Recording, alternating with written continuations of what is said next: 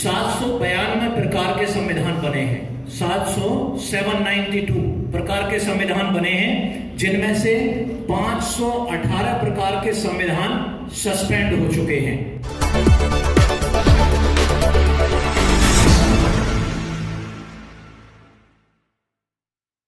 है जिसमें mister Thomas Ginsberg और जचारी एल्किंस एंड जेम्स माल्टन, ये 3 प्रोफेसर्स हैं। 3 प्रोफेसर्स ने दुनिया के संविधान 1789 से लेके और आज तक सभी संविधानों का अध्ययन किया है, और उस अध्ययन के बाद उन्होंने एक निष्कर्ष निकाला है, और उस निष्कर्ष में ये पाया है कि दुनिया में 792 प्रकार के संविधान बने हैं। 792 प्रकार के संविधान बने हैं, जिनमें से 518 प्रकार के संविधान सस्पेंड हो चुके हैं। 518 प्रकार के, और 518 प्रकार के संविधान सस्पेंड होने के बाद इनमें से बाकी जो बचे हैं उनमें से 192 संविधान आज लागू हैं, क्योंकि यूएनओ के मेंबर मेरे ख्याल से 192 हैं। तो 192 प्रकार के संविधान आज लागू हैं, और 82 प्रकार के संविधानों को रद्द किया जा चुका है। अब अक्सर लोग ये दलील देते हैं कि भारत का संविधान कमजोर है, भारत का संविधान रिटन है, भारत का संविधान सबसे बड़ा है, या भारत का संविधान कॉपी पेस्ट है। इसके खिलाफ आप लोगों के पास एक बहुत बड़ा तर्क इस स्टडी से निकल के आया है। कैसे निकल के आया है कि जब बाबा साहेब अम्बेडकर भारत का संविधान बना रहे थे तो बहुत लोगों ने इसकी आलोचना की थी कि ये संविधान बहुत बड़ा हो जाएगा, ये बहुत वॉल्यूमिनस हो जाएगा, और जो उस टाइम के दुनिया के सबसे सर्वोत्तम संविधानविद थे आइवर जेनिंग्स की बहुत वकालत की जा रही थी कि इनसे भारत का संविधान बनवाया जाए।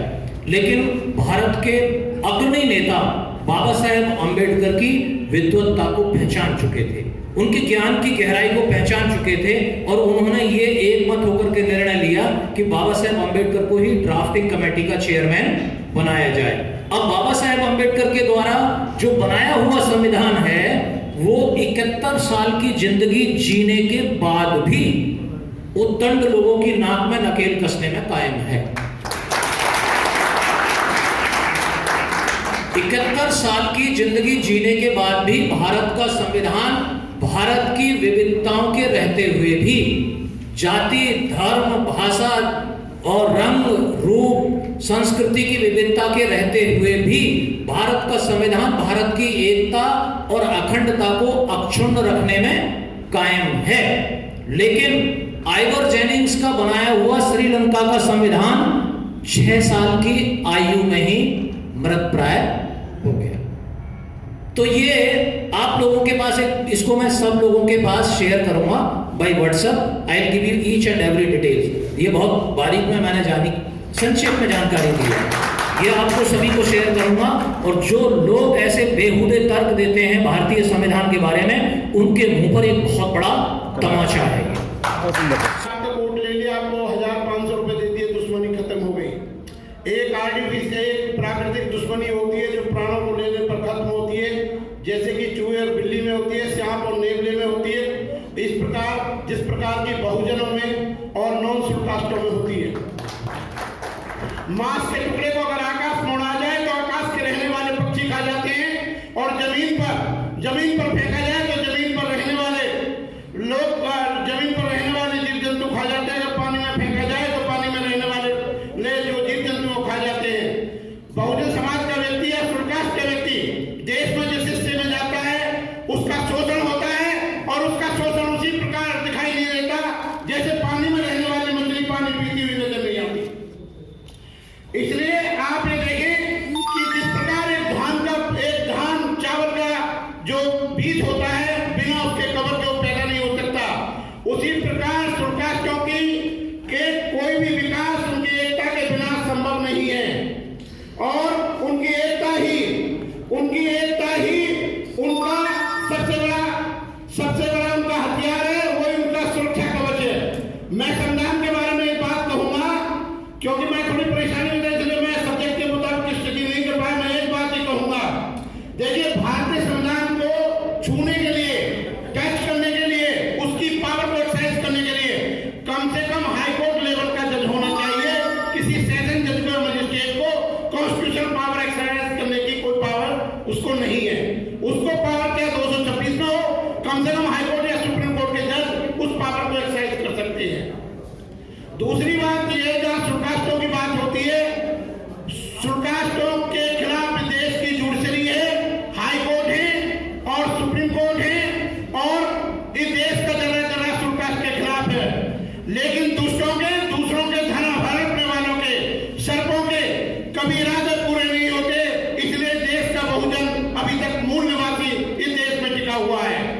मैं आपको कहना चाहता हूं कि नेपोलियन बोनापार्ट का स्टेटमेंट मुझे याद आता है, अगर 100 शेरों का नेतृत्व एक कुत्ता करता है तो सारे शेर कुत्ते की तरह लड़ते हैं।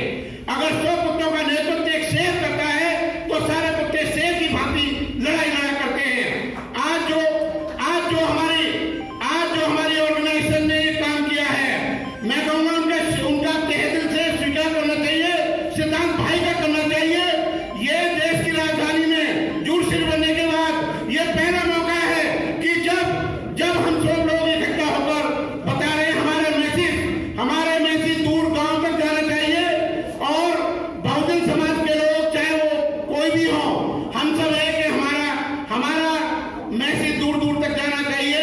और इस प्रोग्राम को जीवित रखने के लिए महीने में कम से कम एक प्रोग्राम हम लोगों को करते रहना चाहिए। अगर आप लोगों को कम से कम महीने में एक प्रोग्राम नहीं है तो आप समझ लें कि कहीं न कहीं श्रृंखला टूट गई है, चेन टूट गई है, और जो जागृत लोग आपने करे हैं वो लोग फिर सो जाएंगे। जिस प्रकार हिमालय से गिरने वाली धारा को दुनिया की कोई भी ताकत समुद्र में मिलने से नहीं रोक सकती, उसी प्रकार देश के बहुजन समाज को, मूल निवासी को, शुल्कास्ट को कोई भी दुनिया की ताकत अब गुलाम बनाकर नहीं रख सकती है। आप ये देखें, एक शायर का शेर हमें याद आता है, अरे न तड़फन की अर्जी है न फरियाद की, घुट के मर जाए मर्जी है मेरे फरियाद की। जय भीम, नमो Buddha. Press the bell icon on the YouTube app and never miss another update.